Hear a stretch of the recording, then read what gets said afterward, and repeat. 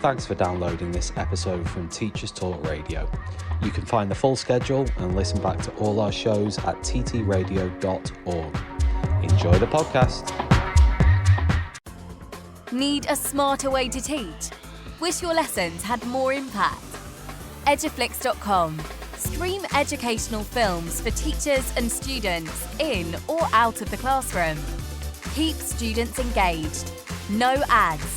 No distractions. Try it free for 30 days at eduflix.com/try. Use code TTR.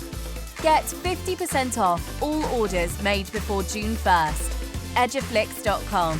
This show is brought to you in partnership with John Catt Educational, publishers of professional development books and resources that support great teaching and learning in schools around the world. Don't miss out. Level up your professional development today and visit johncattbookshop.com to explore the full range of titles. Use the code JCTTR2425 for 20% off your order. Happy reading. Good afternoon, everybody, and welcome to Teachers Talk Radio for this pop-up live stream with the Schools Minister, Catherine McKinnell. We're going to be talking in a moment about teacher apprenticeships. Just before we do that, just a quick shout out to our sponsors at Teachers Talk Radio, John Catt Educational. If you're a teacher and you want to visit their bookshop, their extensive bookshop, and grab a John Catt book, then head over to johncattbookshop.com and get your 20% off now by using the coupon code that is on screen. Of course, don't forget to like and subscribe to Teachers Talk Radio too. Catherine, I know it's been a busy day for you, so let's crack straight on with the news today that the teacher apprenticeship program was being reduced from 12 to 9 months to, well, hopefully allow teachers to complete it within an academic year. I wondered if, just to start with, you could outline what the teacher apprenticeship scheme is and what the rationale behind it is too.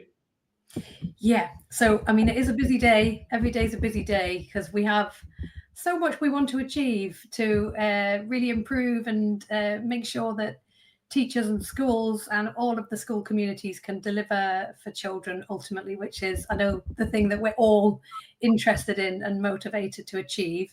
But the announcement that we're making today, yes, is that we are reducing the length of the teaching apprenticeship scheme from 12 months to 9 months, bringing it within the school year. And really, it's about making sure that more people have the opportunity to train to teach. And actually, thank you for having me on here today, because I think if nothing else, we hope that this announcement will just raise the profile of this as a really fantastic way into teaching. And it's just another route that fantastic potential teachers can access to be able to gain that qualified teacher status, get into teaching, and really deliver on our plans to get 6,500 more teachers into the classroom by the end of this Parliament, for the very simple reason that we know recruiting and keeping and retaining our high quality teachers in the classroom is the single biggest driver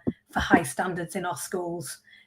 So it's great to have this opportunity to talk about it today, spread the word and make sure people are aware of this as a route into teaching, alongside the school direct salaried route, the high potential initial teacher training that people would recognise currently delivered by Teach First, and also the teacher degree apprenticeship route. And, we currently have a funded pilot particularly focused on maths at the moment for that route. Some have sort of critiqued the sort of apprenticeship route, and they've called it like the McDonald's approach to teacher training. And they've argued that the course sort of risks sort of academic rigor. So how would you respond to those people who call it the McDonald's approach to teacher training? Well, the number of teaching hours on the course and the number of initial teacher training hours with the provider, the ITT provider, is the same. They will cover all of the ITT course content. They still need to meet all the high standards of teaching and subject knowledge. They obviously need to reach those teacher standards and achieve that qualified teacher status. And, one thing we are absolutely no compromise on is that rigorous accreditation process to make sure, because yes, we want 6,500 teachers, but we want them, to be high quality. And we know that that is what drives those standards for children that we really want to see every child access in every school. Several teachers, though, mentioned concerns about workload and burnout. I mean, we know how big an issue that is anyway, just in general. So classroom teaching time starts at a high percentage early on. So how would that be managed in the 9-month structure? Yeah. So the issue of sort of teacher workload, burnout, and I guess just, teachers enjoying what they do is a really high priority for me as a schools minister, because I recognise that if being in school is going to be an enriching experience, it has to be that for the children, it has to be that for the teachers and all the school support staff too. So, I mean, the postgraduate teaching apprenticeship, they'll still have 20% of their outside of school. So 1 day a week, they get off to the job to focus on their training, their upskilling, their knowledge enhancement, but also learning those skills and techniques that we know are so vital for delivering in the classroom. And also, we know that having mentors based in schools is a really important way of supporting teachers. I actually yesterday spent quite a bit of time with a postgraduate apprentice teacher who, has actually worked in the school that he's been in for, I think it was 7 years he's worked there. But he's now training up under this route to become a qualified teacher.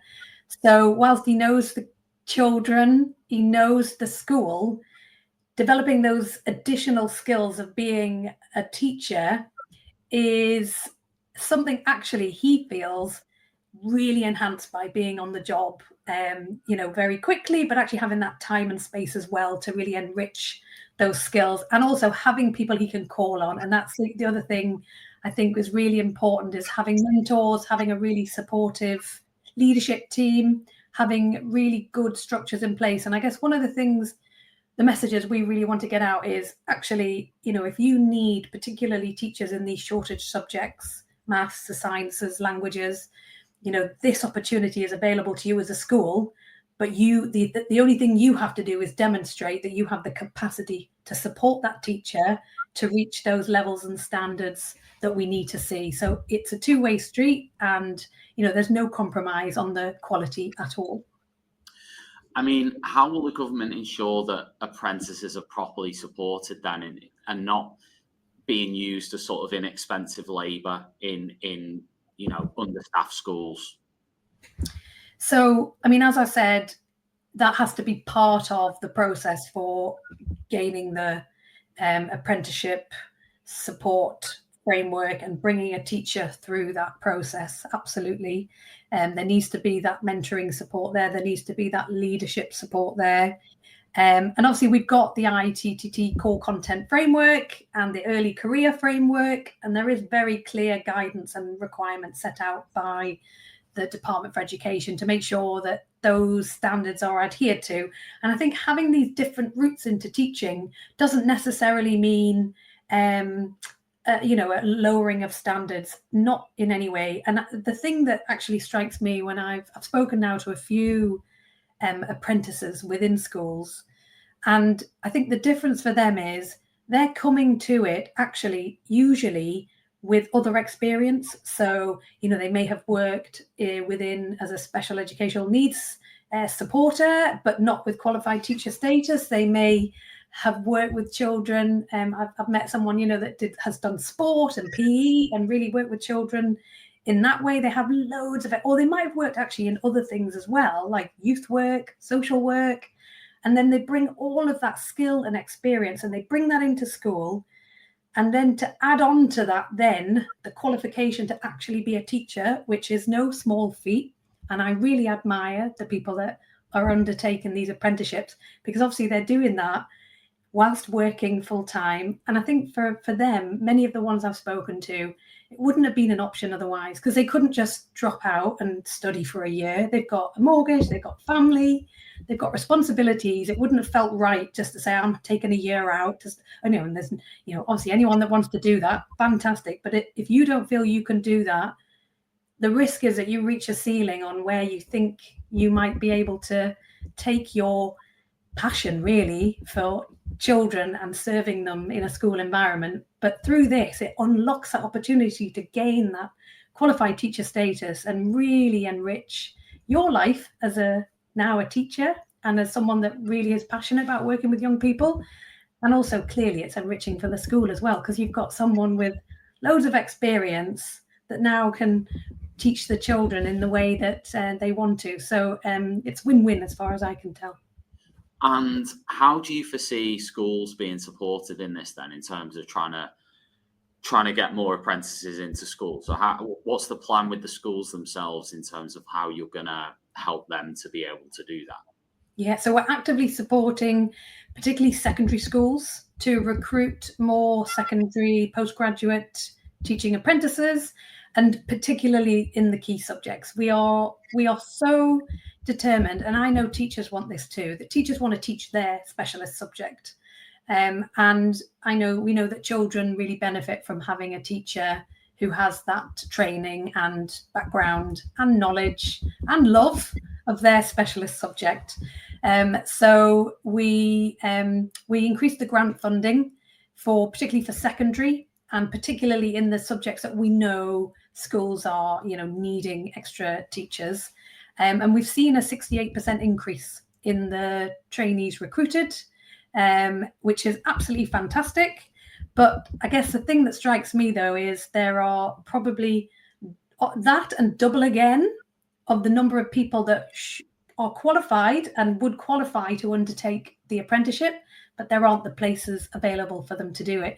So it really is a case of making sure that schools are not missing out on this opportunity, and they can offer those opportunities to the would-be teaching apprentices that want to have those opportunities as well.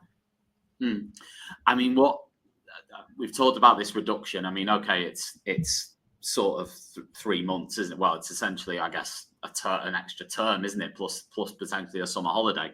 But I mean, what reassurances can you give to sort of future and present apprentices that, the quality, despite the reduction in the time, is still sort of going to be there? I mean, you've sort of touched on that already, but do you sort of see that as it's not going to have any impact on that, or do you see a bit of an impact on what's actually been provided through it?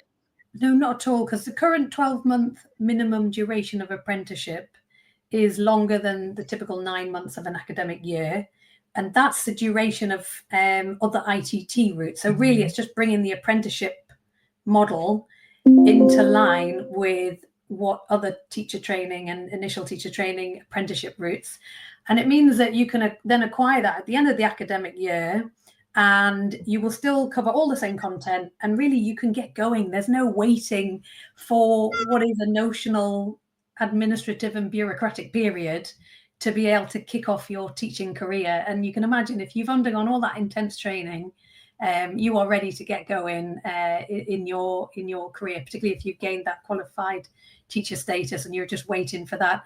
And to be honest, like generally speaking across the board as a government, we are really trying to look hard at some of the bureaucratic hurdles that might exist to unleashing opportunity. You may have noticed that we talk about the Department for Education as the Department for Opportunity, and it's all about breaking down barriers, whether that's breaking down barriers for the children, whether it's from the earliest years, getting the best start in life, getting them into school, but also breaking down barriers for teachers and would-be teachers to make sure that they can get on and qualify in the most appropriate and practical way possible, without compromising on quality, but breaking down those barriers to make sure that we really encourage people to come into the profession. And I guess I'm sure through your podcast, you do a great service in really, promoting the importance and the status of teaching. But, I can't underestimate how much we value teachers, and I mean, the whole support staff who work in a school, and how we really want to support schools to encourage more people into teaching, but also encourage schools to be able to hold on and retain fantastic staff. And if that means making sure that somebody that they might have had on their staff team for years working in a function with children, and actually, but for having the opportunity sooner, would make a fantastic teacher, this is the opportunity to give them that chance to gain those skills, to climb that last bit of the mountain and reach that qualified teacher status that is a real value to them. And from what I understand from the schools I've spoken to where they have this opportunity, they are absolutely delighted to have that brilliant team member stay in their school and not have to take their skills elsewhere. If this apprenticeship reform and the program in general is successful, I mean, what do you hope impact that's going to have on the teaching landscape in this parliament? Do you see it as a significant thing, or do you just see it as part of the wider picture of things you're trying to do?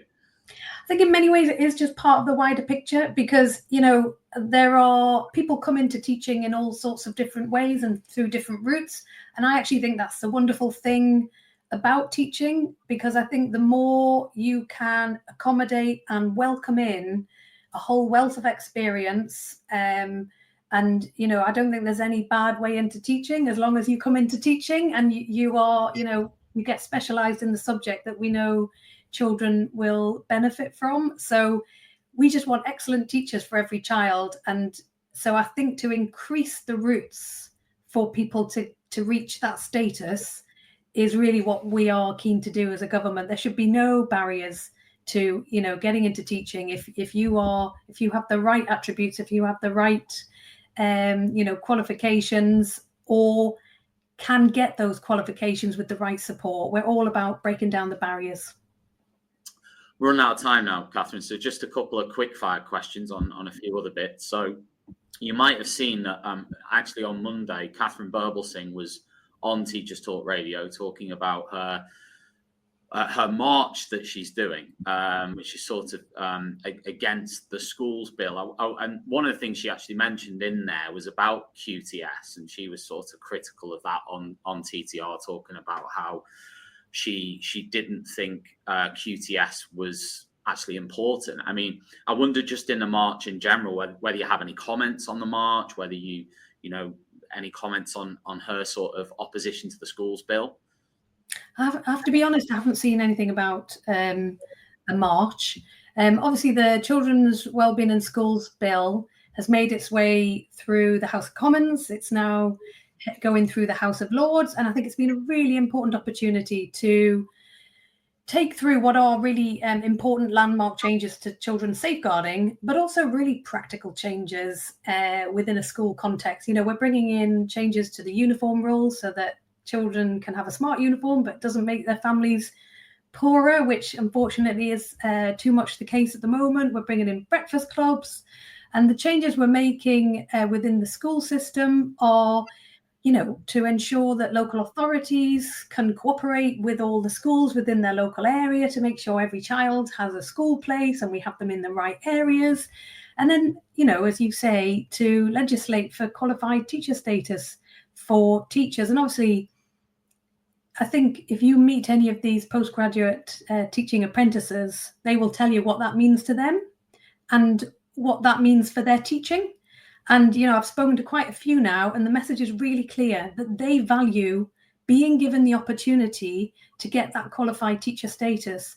And the schools really value the support that comes for that individual within their profession and the contribution they can then make to the school. So I think broadening those opportunities and making it a requirement that you are supported to get that qualified teacher status, because teaching, I think your podcast listeners, I'm sure, will know it can be tough.